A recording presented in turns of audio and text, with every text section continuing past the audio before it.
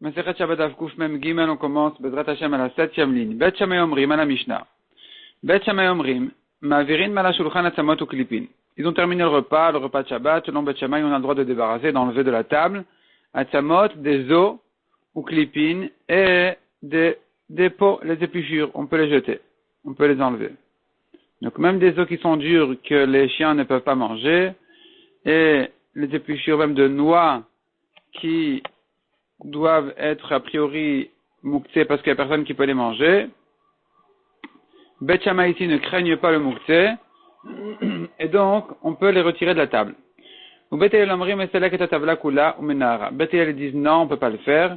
Il faut que mesalek et atavla kula, il retire toute la planche de la table. Ou menara, il la secoue. Autrement dit, aujourd'hui, disons, il prend la nappe et il la secoue pour ne pas prendre directement le mouktsé. Donc, Bet Hillel craigne, oui, le problème de mouktsé. Donc, finalement, il ressort que Bet Shammai pense comme Rabbi Shimon qui ne tient pas de mouktsé, Bet Hillel comme Rabbi Uda qui tient 8 mouktsé.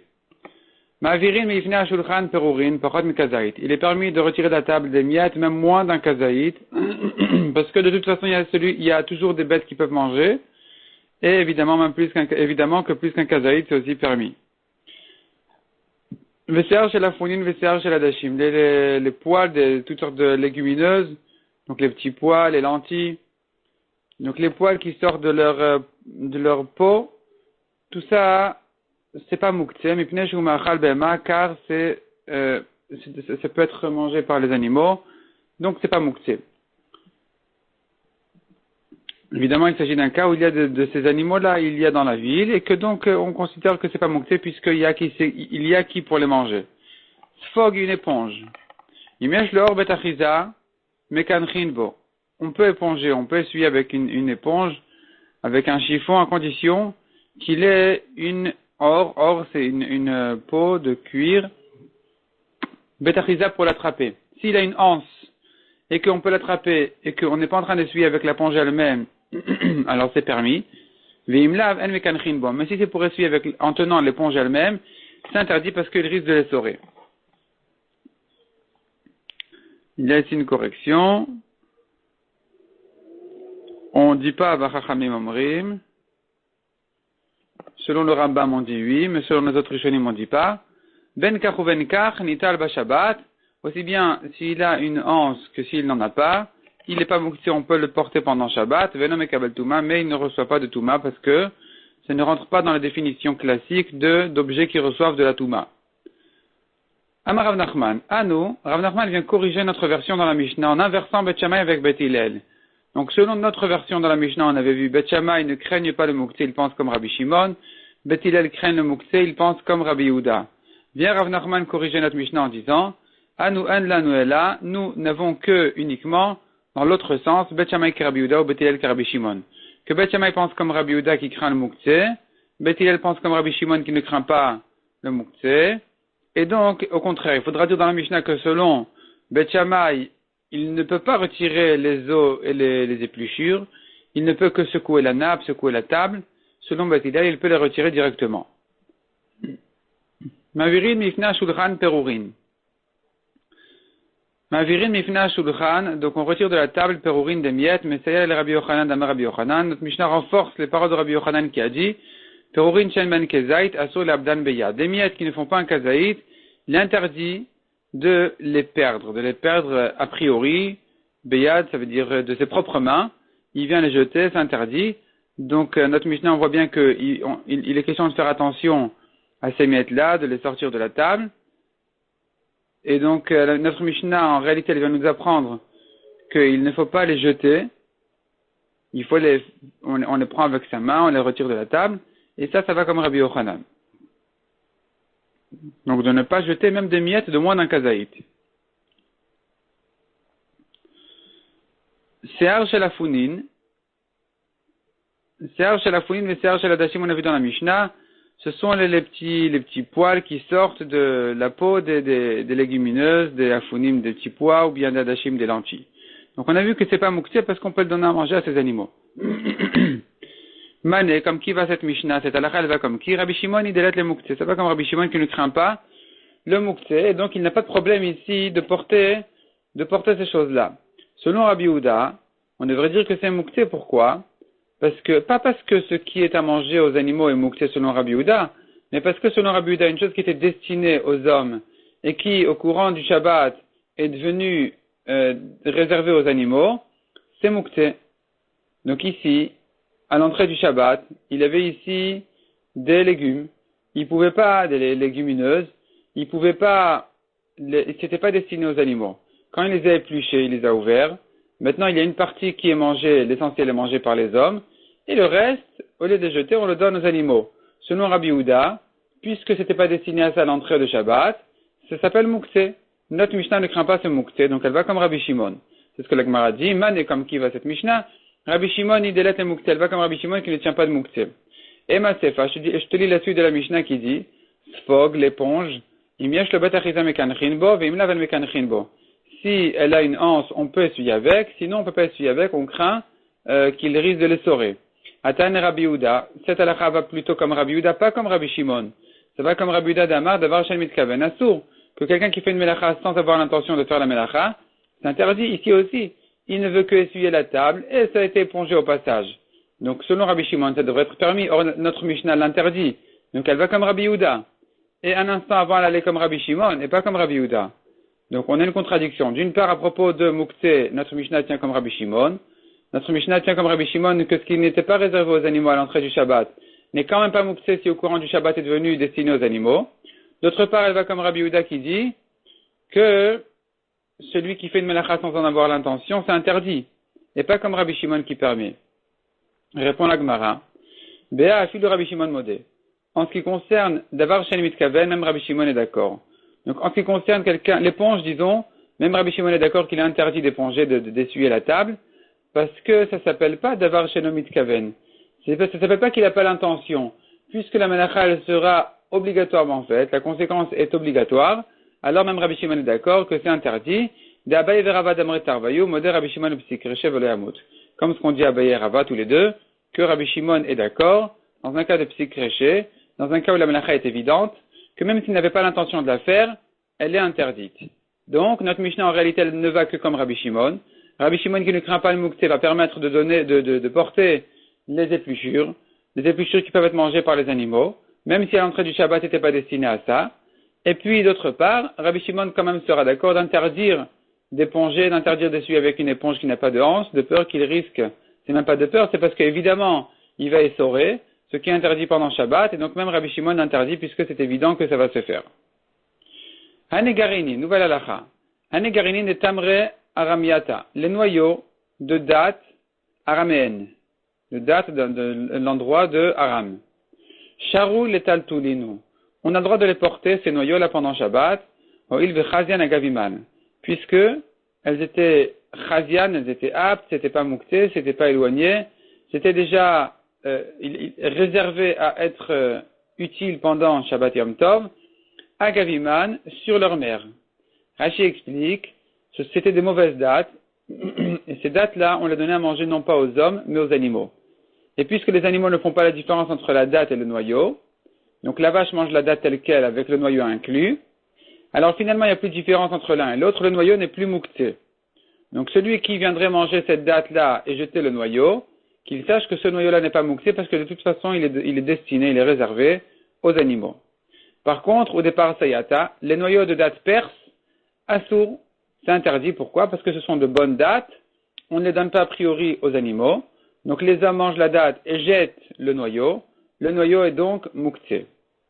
Shmuel metaltel le agavrifta. Il me raconte que Shmuel par contre, il portait ces noyaux-là en même temps que le pain. En même temps que le pain, il était permis de porter ce noyau-là. Sharnam shapaz siman. Shmuel est tamé, ça doit être le shin du siman. Shmuel est tamé. Shmuel qui portait donc ces noyaux-là en même temps que le pain, il suit sa svara, son avis, d'Amar Shmuel, qui a dit, Adam kol tzorko bepat. Un homme a le droit d'utiliser le pain pour tout ce dont il a besoin. Donc ici, il aura le droit aussi d'utiliser le pain pour prendre ces noyaux-là. Il peut utiliser le pain de n'importe quelle manière qu'il a besoin, donc il aura le droit aussi de porter les noyaux en même temps que le pain. Rava, metaltelo agav lakna de maya. Rava, lui, selon la correction, donc Rava, il portait ses noyaux agav lakna de maya, dans un bol d'eau. Et donc, il ne craignait pas ici le moukté parce qu'il portait en même temps autre chose.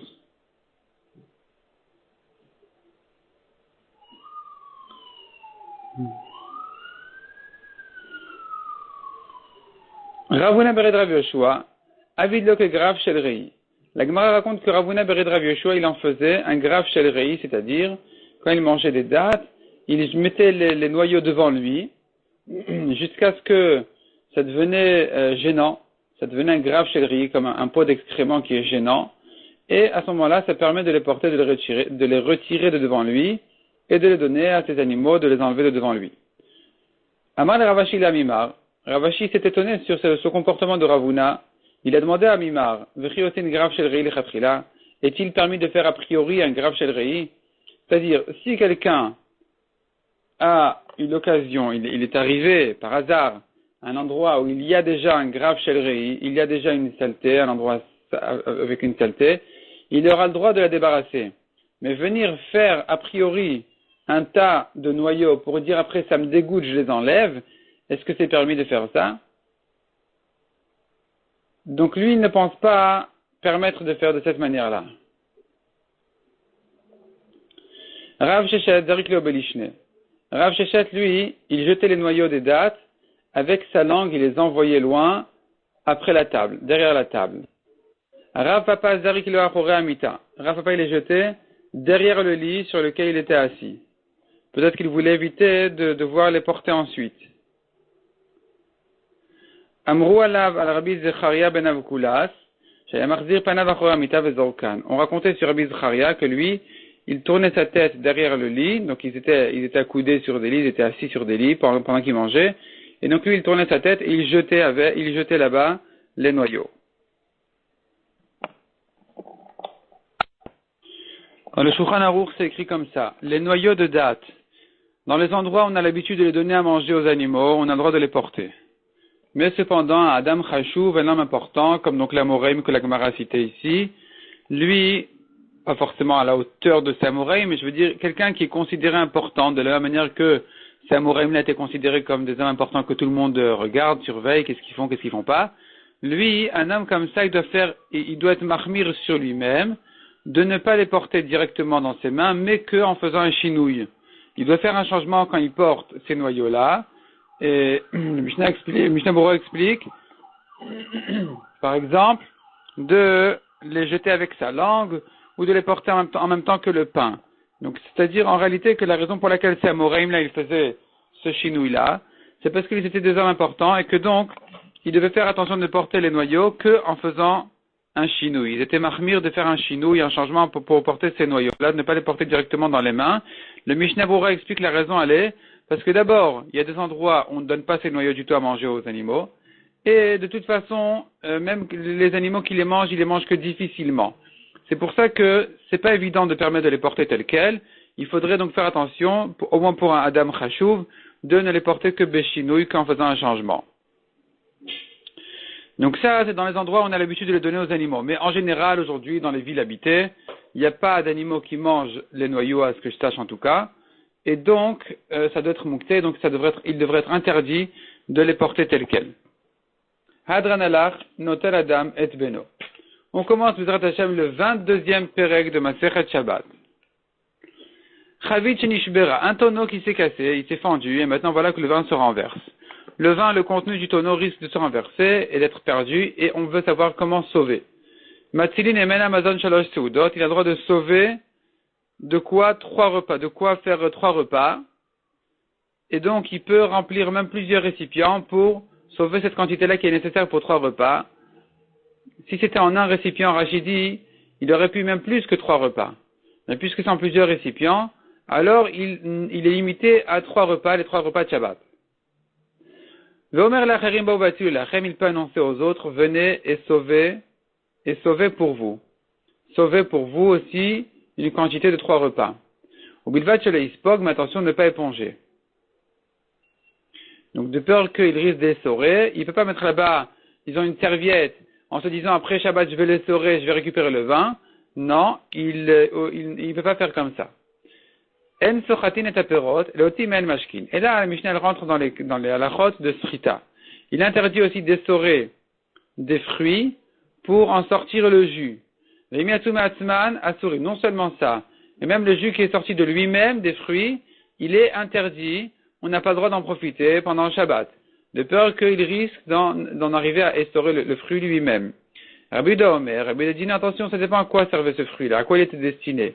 Imle ochalin, s'il a mis dans son assiette des pommes pour les manger, ayotemen, moutar, le jus qui en sort, il est permis. Donc il a pris, avec un couteau, il a coupé ses pommes en petits morceaux, voilà qu'il y a du jus qui est sorti. Ce jus-là, il est permis parce que ces pommes-là ne sont pas destinées à en faire un jus. Donc, il ne risque pas d'aller les essorer. Ve'im, d'aller les presser. Ve'im les mashkin, ayotse me'en asur. Mais si ces fruits-là, ils sont là, il les a gardés ici dans ce récipient-là pour les presser et en faire du jus, alors le jus qui en sort, il est interdit. Il est interdit parce qu'il risque vraiment d'aller presser ces oranges, ces fruits-là qui servent à ça. Chalot dvash riskan merev Shabbat, des gâteaux de miel, il les a, avant Shabbat déjà, il les a enlevés de la ruche, il les a déjà, plus que ça, riskan, ça veut dire qu'il les a bien écrasés. Et donc maintenant, le miel, il va sortir de lui-même. Ve'atum atman, effectivement, le miel est sorti de lui-même. Asurin, ce miel-là est interdit pendant Shabbat. De peur qu'il risque d'en arriver à presser les gâteaux de miel pour sortir le miel. Rabbi Eliezer m'attire.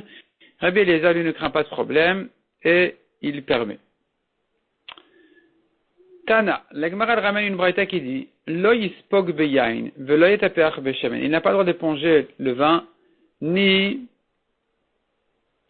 yetapeach beshemen rachidi, ça veut dire il met sa main dans l'huile et ensuite il essuie sur le rebord d'un récipient, et ça s'interdit pendant Shabbat parce que c'est un comportement de chol.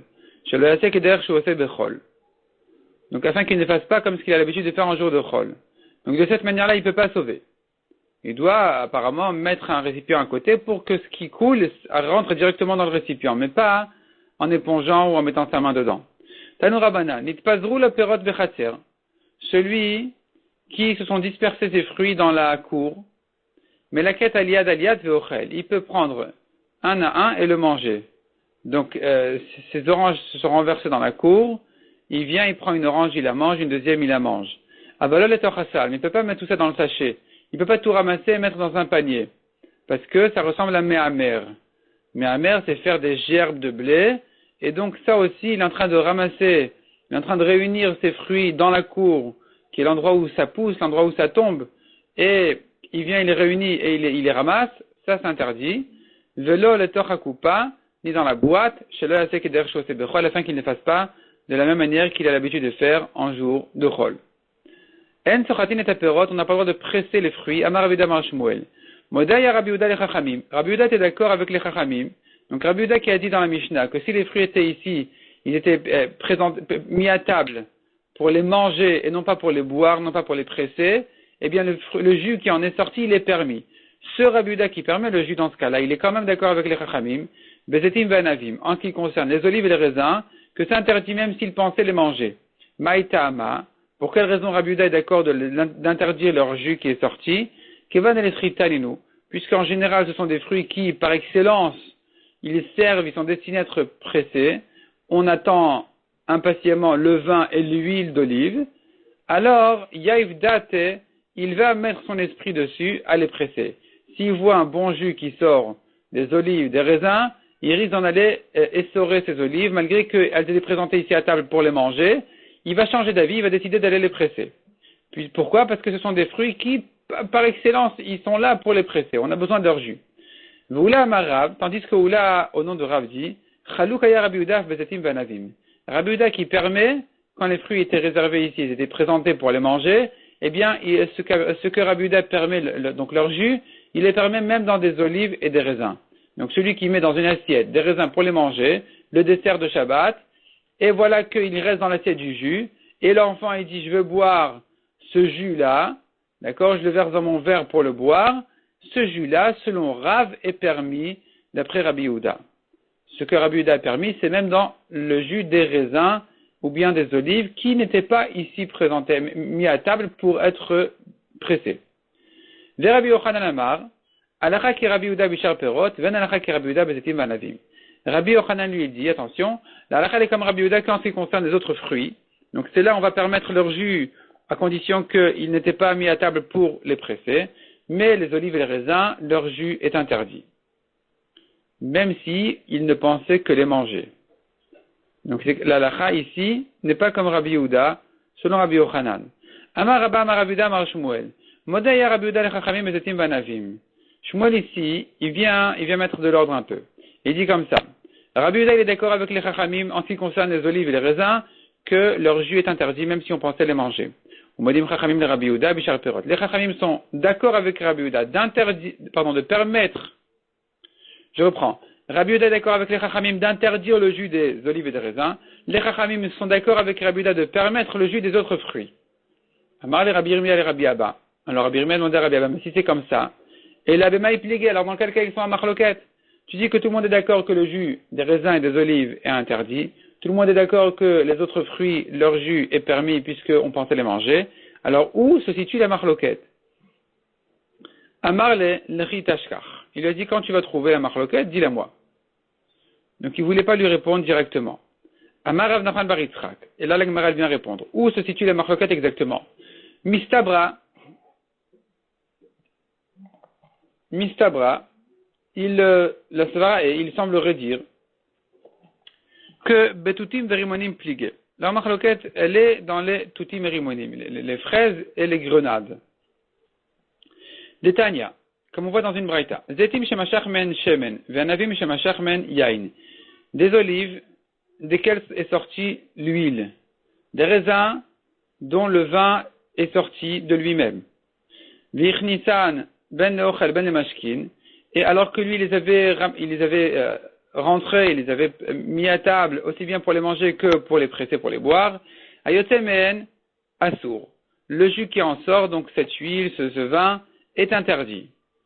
Toutim, shemashach men yaim, shemashach men maim, verimonim shemashach men yain, des fraises dont le jus est sorti, des grenades dont leur vin, le vin des grenades, Rachid, on appelle ça du vin parce que c'est aigre, donc c'est comme du vin un peu, et donc leur vin est sorti, veichnisan leochalin, alors qu'ils les avaient mis pour les manger, ils les avaient mis ici pour les manger, alors yosemen moutar, leur jus est permis. Les mashkin, velistam, mais s'ils les avaient mis ici ils les avaient réunis pour les boire ou stam, sans préciser pourquoi, ayotemen asur divrei Rabbi Yehuda. Le jus qui en sort, il est interdit selon Rabbi Yehuda. Vachachamim omrim. Chachamim, par contre, ils disent, ben ochalin ben mashkin, ayotemen asur. Aussi bien s'ils pensaient les manger que les boire, leur jus qui sort, il est interdit. Donc finalement ici, la Gemara, elle tient qu'à propos des olives et des raisins, tout le monde est d'accord que dans tous les cas, le jus qui en est sorti, il est interdit. Aussi bien s'ils pensaient les manger que les presser. En ce qui concerne les grenades et les toutim, c'est des fraises ou peut-être plutôt même des mûres. Ici, Rashi explique, puisqu'il y a certaines personnes qui ont l'habitude de les presser, d'en faire du jus, alors là, ça dépendra effectivement de son intention. S'il pensait les manger, alors le jus qui en est sorti est permis. Sinon, le jus est interdit selon Rabbi Yehuda. Selon Chachamim, par contre, dans tous les cas, le jus est interdit. Donc leur marloquette se situe exactement dans ces fruits spéciaux-là, dont la majorité des gens n'ont pas l'habitude de les presser, et certains quand même, oui, ont l'habitude. C'est là où vient la marloquette. Est-ce qu'on va permettre quand ils pensaient les manger, ou même dans ce cas-là, on ne va pas permettre leur jus? Tous les autres fruits, le jus qui en est sorti est permis, parce qu'on n'a pas l'habitude de les presser, on a plutôt l'habitude de les manger. Donc ici, on va permettre le jus qui est sorti de lui-même, selon tout le monde, aussi bien Chachamim que Rabbi Yehuda. Dans les poskim, c'est une discussion. Est-ce que dans des pays où on a l'habitude de presser d'autres fruits, comme aujourd'hui, où les oranges, on les presse beaucoup, et donc, est-ce que vraiment leur statut va changer en ce qui concerne l'halakha, d'interdire le jus qui est sorti de lui-même des oranges ou pas? Donc ça, c'est bien étudié et discuté dans les poskim. On continue dans la Gemara. La Gemara s'étonne maintenant sur ce que Rabbi Yehuda avait dit, que si c'était pas réservé, ni à être mangé, ni à être bu, c'était stam. Il n'avait rien précisé. Il n'avait pas précisé pourquoi est-ce qu'il a amené ici, pourquoi est-ce qu'il les a amenés. Alors, dans ce cas-là, on a dit que le jus est interdit. Pour permettre le jus, il faut vraiment qu'il ait eu l'intention de les manger. Donc, on a dit que la marloquette, elle est dans le cas, comme on a dit, des mûres et des grenades, où là, Rabbi Yehuda dit que il les avait amenés pour les manger, leur jus est permis, mais s'il les avait amenés pour les boire, pour boire leur jus, ou bien stam, il n'avait pas précisé, là, on considère que leur jus est intéressant et qu'il risque de les presser, c'est donc interdit. Et là, la Gemara va s'étonner, est-ce que Rabbi Yehuda pense vraiment que stam, c'est interdit? Mais ça va, Rabbi Yehuda, stam, asur ve'atnan, et là, la Gemara ramène une Mishnah qui se prolonge beaucoup au long du Hamoud suivant. Donc déjà, la majorité du Hamoud suivant va rentrer donc dans cette question-là qui va se terminer que vers la fin du Hamoud suivant. Donc on va s'arrêter là pour aujourd'hui. On va laisser ça pour le DAF suivant, Bezrat Hashem.